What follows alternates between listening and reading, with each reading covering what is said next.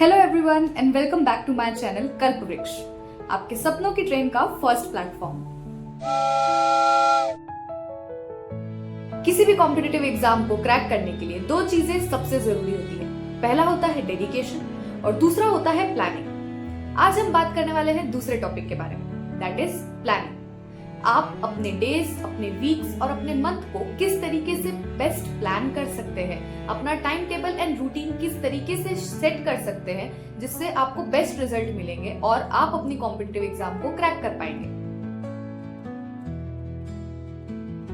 सितारे जमीन पर देखने के बाद हमें ये तो समझ आ ही चुका है कि सबका अपना अपना नॉर्मल होता है, तो टाइम टेबल एंड रूटीन भी सभी लोग अपने हिसाब से सेट कर सकते हैं, पर ये आपको एक आइडिया दे देगा कि आप किस तरीके से अपने रूटीन को बेस्ट प्लान कर सकते हैं। तो शुरू करते हैं बिना किसी देर के। सबसे पहले मॉर्निंग रूटीन। आपको सुबह 5:30 या 6 तक उठ जाना चाहिए। उसके बाद में आप सबसे पहले मेडिटेशन करें, थोड़ा सा वर्कआउट करें, ज्यादा नहीं तो 45 मिनट्स का नॉर्मल वॉक जरूर करें। आपकी बॉडी को हेल्दी होना बहुत जरूरी है, because a healthy mind resides in a healthy body. तो जितना एक्टिव आपकी बॉडी रहेगी उतना ही एक्टिव आपका माइंड होगा। मेडिटेशन, वर्कआउट एंड एक्सरसाइज के बाद में आप ब्रेकफास्ट करें, बिकॉज सीधे पढ़ने बैठ जाएंगे अगर, तो आपकी बॉडी में वो एनर्जी, वो फ्रेशनेस रहेगी ही नहीं। इसके लिए आपको पहले ब्रेकफास्ट करना होगा एंड अपने डे को उसी तरीके से सेट करें कि ब्रेकफास्ट सबसे हैवी होना चाहिए। ब्रेकफास्ट हमेशा एक राजा की तरह होना चाहिए, लंच हमेशा एक बिजनेसमैन की तरह होना चाहिए, और जो हमारा डिनर होता है वो किसी एक गरीब इंसान की तरह होना चाहिए। खाने की क्वांटिटी की और उसकी जो हेवीनेस होती है उसकी बात कर रही है। तो ब्रेकफास्ट करने के बाद में आप जा करके स्ट्रेट बैठेंगे अपनी स्टडी टेबल पर, without wasting any time in watching reels and your favourite serials और नेटफ्लिक्स और एनीथिंग। सुबह के टाइम को हमेशा से गोल्डन आवर इसीलिए बोला गया है क्योंकि सुबह उठने के बाद में आपका माइंड, आपका बॉडी फ्रेश होता है, और इसीलिए इस गोल्डन आवर का मैक्सिमम यूटिलाइजेशन करना चाहिए।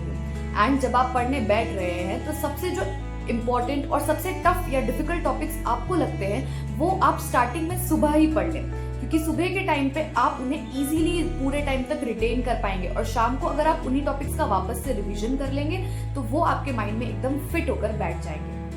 सुबह 7 से लेकर 10 बजे तक होगा आपका स्टडी टाइम, और स्टडी टाइम कंप्लीट होने के बाद में आप उठें, आप जाएं, अपना जो भी डेली रूटीन का काम होता है, नहाना वगैरह वो करें, फिर ब्रेक ले।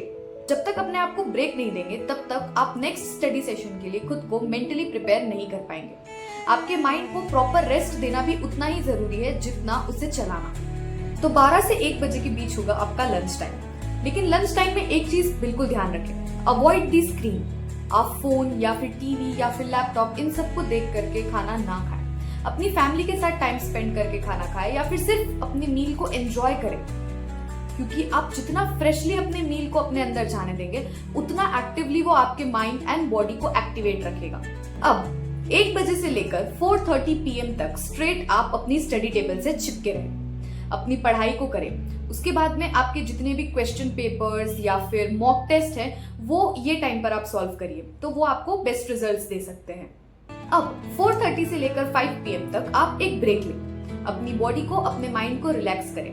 इस टाइम में आप कुछ भी एक्टिविटी कर सकते हैं, आप एक नैप ले सकते हैं, आप अपने दोस्तों से बात कर सकते हैं, आप अपनी फैमिली के साथ थोड़ी बात कर सकते हैं, आप अपनी कोई भी फेवरेट एक्टिविटी कर सकते हैं, जैसे कि म्यूजिक सुनना, वॉक करना, डांस करना, गाना, गिटार बजाना, या फिर जो कुछ भी आपको पसंद हो। आप कोई बुक भी पढ़ सकते हैं, novel, fiction, anything you like. अब 5 PM से 7 PM तक आप वापस से पढ़ने बैठ जाइए। उसके बाद में 7 PM होगा आपका डिनर टाइम।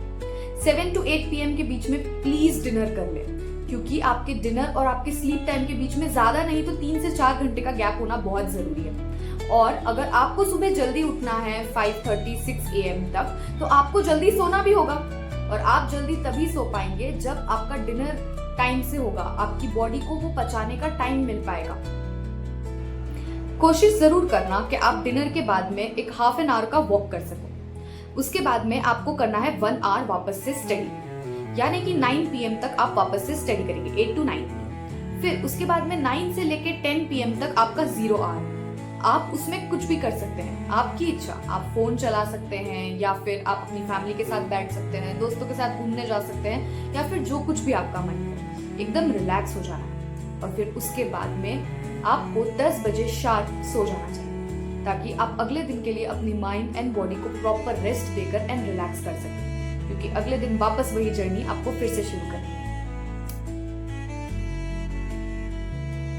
अब ये तो हो गया मंडे से लेके तो सैटरडे तक का टाइम टेबल। संडे का टाइम टेबल थोड़ा सा डिफरेंट होना चाहिए। संडे का दिन होना चाहिए आपका रिवीजन डे। आपने पूरे वीक में जितना भी जो भी पढ़ा है वो आपको संडे के दिन प्रॉपर्ली रिवाइज करना चाहिए। आपके नोट्स वगैरह कुछ बनाना है तो वो बनाना चाहिए। एंड संडे के दिन आपको पूरा पैक नहीं रहना, सारा नहीं, बस 2 से 3 घंटे की पढ़ाई इज मोर देन इनफ, क्योंकि आपको फिर वापस से पूरा वीक वही मोनोटोनस टाइम टेबल फॉलो करना होगा। अगर आप किसी भी कॉम्पिटिटिव एग्जाम को फर्स्ट अटेम्प्ट में क्रैक करना चाहते हैं तो ये मोनोटोनस टाइम टेबल आपको फॉलो करना ही होगा। कुछ ही समय की बात है, उसके बाद में एग्जाम दे दीजिए, एग्जाम क्रैक हो जाएगा एंड आपको ये सब कुछ वर्थ लगेगा। कुछ लोग मॉर्निंग स्टडी रूटीन को ज्यादा प्रेफरेंस देते हैं और कुछ लोग लेट नाइट स्टडीज को ज्यादा प्रेफरेंस देते हैं। तो जो लोग लेट नाइट स्टडीज को प्रेफरेंस देने वाले हैं एंड उन्हें उसके अकॉर्डिंग एक टाइम टेबल चाहिए, तो वो भी एक प्लानिंग वाला टाइम टेबल का वीडियो मैंने अपने चैनल पर अपलोड करा है। आप जाकर उसे भी देख सकते हैं एंड अपने नॉर्मल के हिसाब से सब चीजों को सेट कर सकते हैं। अगर वीडियो पसंद आया हो तो लाइक, शेयर एंड सब्सक्राइब करना ना भूलें और ऐसे ही और जानकारी के लिए मेरे साथ जुड़े रहें। मिलते हैं अगले वीडियोस में। Till then, bye bye, take care.